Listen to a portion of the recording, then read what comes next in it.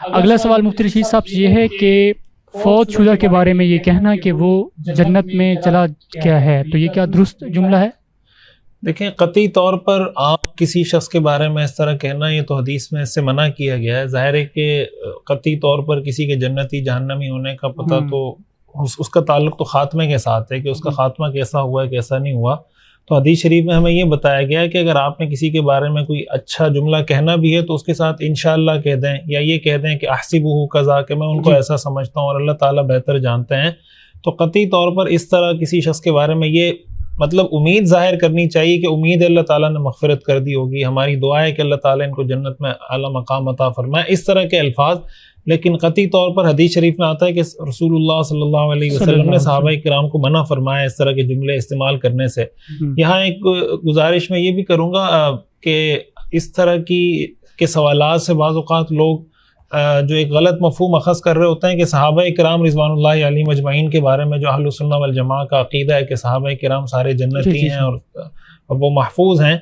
تو اس کی بنیادی وجہ یہ کہ صحابہ کرام کے بارے میں مجموعی طور پر قرآن و حدیث کے اندر جو نصوص وارد ہوئی ہیں اور ان سے اللہ تعالیٰ نے اپنی رضا کا جو اعلان کیا ہے تو وہ بہت صریح اور واضح ہیں، اور اگر کسی جزئی واقعے میں اس کی خلاف ورزی یا اس کے خلاف کوئی چیز ملتی ہے تو اس کے اندر محدثین نے پھر اسی لیے تعویل کی ہے کہ یہ مثلا یہ موقع یا تو ادب کے خلاف تھا اس لیے حضور علیہ الصلوۃ والسلام نے منع کر دیا یا ان کو منسوخ قرار دے دیا۔ تو کچھ صحابہ تو وہ ہیں جن کو براہ راست آپ نے نام لے کر جنتی قرار دیا ہے، تو ان کو تو ظاہر بالکل نام لے کر بھی آپ علیہ الصلوۃ والسلام نے فرمایا۔ باقی صحابہ کرام کی جماعت کو مجموعی طور پر قرآن و حدیث میں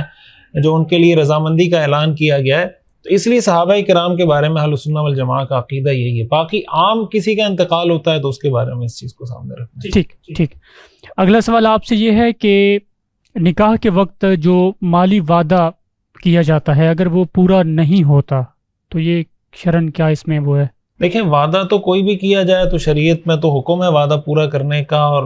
رسول اللہ صلی اللہ علیہ وسلم نے منافق کی نشانیوں میں سے قرار دیا ہے کہ آدمی وعدہ کرے، وعدہ خلافی کرے۔ اگر یہ وعدے سے مراد مثلا کوئی مہر طے کیا ہے، کوئی اس طرح کی چیزیں، وہ تو فرض ہے، وہ تو لازم ہے ہر حال میں ادا کرنا ہے۔ لیکن اس کے علاوہ اگر کوئی ایسا وعدہ کیا ہے کہ مثال کے طور پر میں تمہیں فلاں جگہ گھمانے لے جاؤں گا، یا تمہیں ایسی کوئی الگ سے وعدہ کیا ہوا ہے، تو ظاہر ہے جب وعدہ کیا ہے تو پھر اس کو کوشش کرنی چاہیے کہ حتی الامکان اپنے اس وعدے کو پورا کرے۔ اگر کوئی عذر نہیں ہے، اور اگر کوئی عذر ہے تو پھر معذرت کرے کہ میرا یہ مسئلہ ہے، میں نے یہ وعدہ کیا تھا، میرا یہ بزنس ختم ہو گیا ہے، کوئی ایسی بات۔ لیکن یہ اس لیے سمجھنا ضروری ہے کہ اس جب تک نکاح نہیں ہوا ہوتا تو لوگ بڑے بڑے وعدے بھی کر رہے ہوتے ہیں اور تارے توڑ کے لانے کی پتہ نہیں کیا کیا باتیں کر رہے ہوتے ہیں۔ جب نکاح ہو جاتا ہے تو پھر وہ ساری چیزیں بھول جاتے ہیں۔ تو جو حقوق لازمہ ہیں، جو شرعاً واجب حقوق ہیں، وہ تو ہر حال میں لازم ہے، اس کے علاوہ جو وعدہ کیا اس کو بھی پورا کرنا چاہیے۔ ٹھیک۔ نجیب اللہ کا سوال ہے کابل سے مفتی رشید صاحب آپ سے کہ اختلاف مطالعے کے بارے میں تفصیل سے بتائیں، کیا ہے جی؟ دیکھیں، اختلاف مطالعے کا بنیادی مطلب یہ ہوتا ہے کہ اگر کسی ایک جگہ چاند دیکھ لیا جائے تو کیا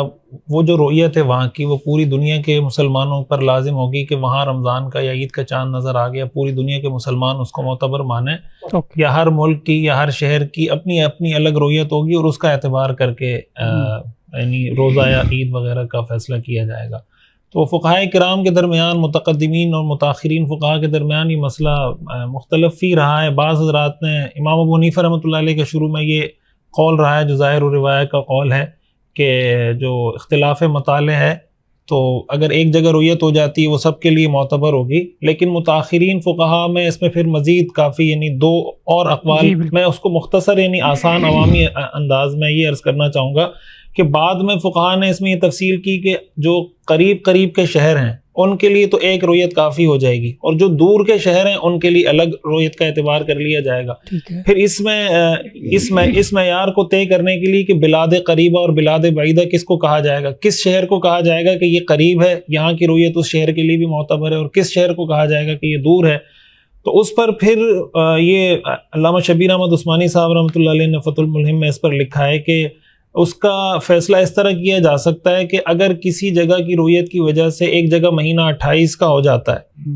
یا 31 کا ہو جاتا ہے، اگر اتنا فرق آتا ہے تو اس کو ہم یہ کہیں گے کہ بھائی ان کے درمیان جو مسافت ہے ہم اس کو بلاد بعیدہ کہہ دیں گے، اس کی الگ رؤیت کا اعتبار ہوگا۔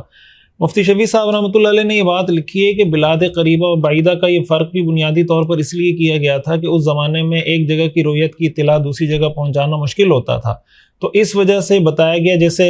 روایات میں ہمیں ملتا ہے حضرت قریب رضی اللہ تعالیٰ عنہ کا واقعہ ہے کہ انہوں نے حضرت عبداللہ ابن عباس رضی اللہ تعالیٰ عنہ کو بتایا کہ شام میں حضرت معاویہ رضی اللہ تعالیٰ عنہ کے ہاں انہوں نے چاند دیکھ لیا تھا، لیکن مدینہ میں چاند نظر نہیں آیا تھا، تو الگ الگ انہوں نے اپنی رویت کا اعتبار کیا تھا۔ تو اس لیے اب اگر کوئی ایک ملک کے رہنے والے، مثال کے طور پر پاکستان میں ہم رہتے ہیں، اب پاکستان کے ایک شہر میں اگر چاند نظر آتا ہے تو دوسرے شہر والوں کو اطلاع دینا ہے تو سیکنڈ سے بھی پہلے اطلاع چلی جاتی ہے۔ تو اس لیے اگر باقاعدہ، جیسے پاکستان کی ہم بات کریں نا، باقاعدہ مرکزی رویت ہلال کمیٹی بنی ہوئی ہے، زونل کمیٹیاں بنی ہوئی ہیں، ہر جگہ باقاعدہ وہ رویت کا اہتمام کر رہے ہوتے ہیں، تو اس لیے اپنے طور پر خود سے جیسے ہمارے ہاں لوگ فیصلہ کر لیتے ہیں بغیر کمیٹیوں کو انوالو کیے ہوئے، یہ طریقہ درست نہیں ہے۔ اور اگر ایک جگہ نظر آ جاتا ہے، مثلا کراچی میں چاند نظر آ گیا، تو وہ پورے پاکستان کے لیے وہ اپلیکیبل ہوگا کہ بھائی کراچی میں نظر آ گیا تو پشاور میں بھی ہو جائے گا، پشاور میں نظر آ گیا تو کراچی میں بھی ہو جائے گا، لیکن وہ رویت ایسی ہو جو قابل اعتماد رویت ہو، یعنی اس کو صحیح طریقے سے پرکھ کر اور دیکھ کر فیصلہ کر لیا جاتا ہے اگر کہ بھائی رویت ہو گئی ہے تو پھر اس کو معتبر مانا جاتا ہے۔ بہرحال اس پر خصوصاً یورپین کنٹریز کے اندر، یورپین کنٹریز میں بھی بہت زیادہ اس پہ مسائل ہوتے ہیں۔ حضرت شیخ الاسلام صاحب دامت برکاتہم نے انعام الباری میں اس پہ لکھا ہے کہ وہاں کے علماء کو بیٹھ کے اس پہ کوئی متفقہ کوئی ایسی رائے لینی چاہیے۔ کچھ حضرات ہیں جو سعودیہ کے ساتھ عید کر رہے ہوتے ہیں، کچھ اپنی رویت کا اعتبار کر رہے ہوتے ہیں، مختلف وہاں بھی، یعنی یورپین کنٹریز کے اندر دو تین طرح کے طبقات وہاں بنے ہوئے ہیں۔ تو جو یورپین کنٹریز میں مسلمان رہتے ہیں ان کو یہ کوشش کرنی چاہیے کہ کسی ایک بات پر متفق ہو کر اور اس کو ایک لائحہ عمل کے طور پر لیں، تاکہ مسلمانوں میں اس طرح کے افتراق و انتشار وہاں پر نہ ہو۔ ٹھیک ہے، بہت شکریہ۔ ریاض الرحمان ہیں جی، دیر سے تعلق ہے، سر اور داڑھی کے بالوں کو کالا رنگ دینے والے امام صاحب کے پیچھے ہم اگر نماز پڑھتے ہیں تو ٹھیک ہوگی؟ دیکھیں آج کل تو داڑھی کے جو بال ہیں تو بچوں کے بھی سفید ہو جاتے ہیں، جس طرح کے مسئلے مسائل چل رہے ہیں، تو عمومی تو اس 40 سال کی عمر تک تو کالا رنگ بھی لگانا جائز ہے، اور اس کے بعد دوسرا خضاب، براؤن کلر یا کوئی بھی اس طرح کا جو مہندی کا کلر یا جو اور کلر ہیں وہ استعمال کیے جا سکتے ہیں۔ تو اس لیے اس کو مطلب کوئی ایسی وجہ نہیں کہ اس کی وجہ سے یہ کہا جائے کہ اس کے بعد اس کے پیچھے نماز پڑھنا کوئی مکروہ ہو جائے گا، یا باقی یہ کہ 40 سال کے بعد کالا رنگ لگا سکتے ہیں یا نہیں، اس پر استاد جی اگر کوئی تفصیل، میں نے ایک دفعہ سنا تھا استاد جی کی، مجھے پوری یاد نہیں استاد جی کی۔ بس وہ ہمارے حضرت والا حضرت مفتی رشید احمد صاحب رحمہ اللہ تعالیٰ کی تحقیق کے مطابق، ان کے فتوے کے مطابق تفصیل یہ ہے کہ چونکہ بڑھاپا شروع ہوتا ہے 40 سال سے، 40 سال سے پہلے وہ بڑھاپا نہیں ہے، تو اس سے پہلے اگر بال سفید ہوتے ہیں تو یہ عیب ہے، یہ بڑھاپا نہیں ہے، تو ازالہ عیب جائز ہے، لہذا 40 سال سے پہلے کالا خضاب بھی لگا سکتے ہیں، لیکن 40 سال کے بعد چونکہ بڑھاپا شروع ہو جاتا ہے تو اس میں اگر بال سفید ہوتے ہیں تو بڑھاپے کی وجہ سے ہوتے ہیں، تو بڑھاپے کو چھپانا اور لوگوں کو یہ ظاہر کرنا کہ میں جوان ہوں یہ جائز نہیں ہے، تو اس لیے دوسرا کوئی رنگ لگا سکتے ہیں۔ اور اس سلسلے میں عام طور پر ہمارے جتنے بھی اہل افتاء ہیں انہوں نے اس کو مکروہ تحریمی قرار دیا ہے، اور مکروہ تحریمی کے مرتکب کے پیچھے نماز پڑھنا بھی مکروہ تحریمی ہے۔ البتہ بعض حضرات اس میں تھوڑا سا گنجائش اس طرح نکالتے ہیں کہ جو احادیث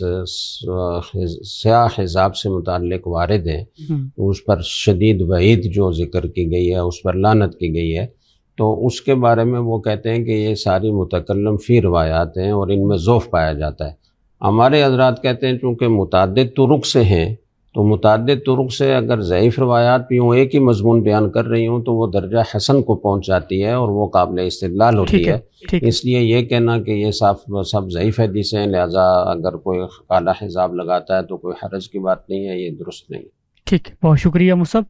اگلا سوال مفتی رشید صاحب آپ سے ہے کہ آج کل مختلف علاقوں کی ویڈیوز آ رہی ہیں جس میں نوجوان لڑکوں کو مرد حضرات اپنے ساتھ رکھتے ہیں، ان کے ناز نخرے اٹھاتے ہیں، تو یہ جو ایک کلچر چل پڑا ہے، ان کی باقاعدہ قیمت لگائی جاتی ہے، یہ اس حوالے سے ذرا دیکھیں۔ یہ تو ایسا صریح جرم ہے اور ایسا قبیح یعنی گناہ ہے جس کا گناہ ہونا، جس کا جرم ہونا، خلاف فطرت ہونا بالکل واضح ہے۔ سورج جس طرح انسان کو نظر آ رہا ہوتا ہے، قوم لوط کا جو قرآن کریم میں تذکرہ اللہ تعالیٰ نے فرمایا، تو ان کے اسی جرم کا اللہ تعالیٰ نے قرآن کریم میں تذکرہ فرمایا، اور ان پر جو اللہ کا عذاب آیا، شدید ترین عذاب، اس کی بنیادی وجہ ان کا یہی گناہ تھا کہ وہ اس گناہ میں مبتلا تھے. تو اس لیے یہ کلچر جہاں کہیں بھی پایا جاتا ہے، کسی بھی علاقے میں، کسی بھی ملک میں، کسی بھی صوبے میں، اگر اس طرح کی چیزیں پائی جاتی ہیں، اور ہمارے ہاں بہت سی جگہوں پہ یہ چیزیں ہیں، یعنی خصوصاً جو بعض قبائلی علاقے ہیں مختلف صوبوں میں، تو وہاں اس طرح کی چیزیں دیکھنے کو ملتی ہیں، اور اس کو فخر کی چیز سمجھا جاتا ہے، پھر اس پہ باقاعدہ بعض اوقات لڑائیاں ہو رہی ہوتی ہیں. تو مطلب یہ جو کلچر ہے، تو اس کے بارے میں یعنی الفاظ انسان کو نہیں ملتے کہ اس کی کن الفاظ میں اس کی برائی بیان کی جائے، کہ اس سے بڑی یعنی بے حیائی کا کام کیا ہوگا، اللہ کو ناراض کرنے والا کام کیا ہوگا، کہ اللہ تعالیٰ نے جو ایک فطرت کا نظام رکھا ہے، بالکل اس کے مخالف جا کر، اس کے اپوزٹ جا کر، خلاف فطرت اور اللہ کے نظام سے بغاوت کر کے اس طرح کا کوئی راستہ اختیار کرنا، ظاہر ہے کہ یہ اللہ کے عذاب کو دعوت دینے کے مترادف ہے. اور کسی قوم میں اگر اس طرح کا گناہ عام ہو جاتا ہے تو پھر اس کا جو عذاب ہوتا ہے، اس کا جو وبال ہوتا ہے، اس کی جو سزا ہوتی ہے، وہ پوری قوم کو بھگتنی پڑتی ہے. اللہ تعالیٰ کا عذاب جب دنیا میں آتا ہے تو وہ پھر عمومی سب پر آتا ہے. تو ہمارے اس وقت کے جو حالات ہیں، ملک کے معاشی حالات دیکھ لیں، اور طرح طرح کے جو مسائل ہیں ملک کے، اس میں ہم جہاں اور بہت سی چیزوں پہ غور کر رہے ہوتے ہیں کہ کس وجہ سے یہ حالات ہیں، ہمیں ان اپنے معاشرتی رویوں پر بھی غور کرنا چاہیے کہ ہمارے معاشروں میں کون سے ایسے رویے پائے جاتے ہیں کہ جن رویوں کی وجہ سے اللہ تعالیٰ ظاہر ناراض ہوتے ہیں. جب اللہ ناراض ہوتے ہیں تو پھر وہ قوم خوشحال تو نہیں ہو سکتی. تو اس میں بنیادی عمل دخل اس کو حاصل ہے. اور خدا نخواستہ اگر کسی کو یہ بیماری، یہ لت پڑی ہوئی ہے، اس کو چاہیے کسی ڈاکٹر کے پاس چلا جائے، کسی اللہ والے کے پاس چلا جائے، اس کو اپنا بتا دے کہ میرے یہ مسئلہ ہے، میرے میں یہ خواہش پائی جاتی ہے. اس کا میڈیکلی بھی علاج ممکن ہے کہ اگر اس میں کوئی ایسے ہارمونز کی کمی ہے، کوئی مسئلے مسائل ہیں، اس کا کوئی علاج کر دیا جائے، نیک مجالس میں بیٹھا جائے، ایسی صحبت سے اپنے آپ کو دور رکھا جائے، تو اس کے علاج کے لیے بھی کوشش کی جائے. اور دوسرا یہ کہ اپنے آپ کو اس طرح کی مصروفیت رکھی جائے تاکہ اس مصروفیت میں لگ کر انسان اس طرح کے فضول خیالات اور فضول کاموں سے بچے. لیکن اگر خدا نخواستہ کوئی مبتلا ہوتا ہے تو مطلب یہ بہت قبیح اور بہت بڑا کبیرہ گناہ ہے، اور اللہ کے عذاب کو دعوت دینے والی بات ہے. تو مطلب اس کے لیے، اس کی مذمت کے لیے، اس کو برا کہنے کے لیے بعض اوقات الفاظ بھی انسان حیا کی وجہ سے، شرم کی وجہ سے نہیں کہہ پاتا کہ کیا الفاظ اس کے لیے استعمال کیے جائیں.